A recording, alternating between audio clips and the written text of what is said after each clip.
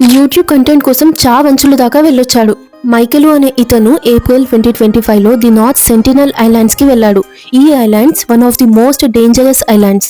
ఎందుకంటే ఇక్కడున్న tribes 6000 years నుండి బయట ప్రపంచంతో ఎలాంటి సంబంధం లేకుండా జీవిస్తున్నారు.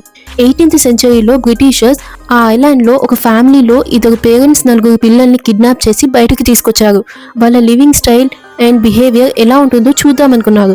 కానీ బయటకు వచ్చిన కొద్ది రోజుల్లోనే ఆ ఇద్దరు పేరెంట్స్ వీక్ ఇమ్యూనిటీ వల్ల చనిపోయారు. అప్పటి నుండి వాళ్ళు బయట మనుషుల్ని చూసినప్పుడు అగ్రెషన్తో అటాక్ చేసి చంపేస్తున్నారు. అయితే 2018లో కూడా అమెరికన్ టూరిస్ట్ జాన్ చౌ అనే అతను వాళ్ళతో కాంటాక్ట్ అవుదామని వెళ్ళి వాళ్ళ చేతిలో చనిపోయాడు.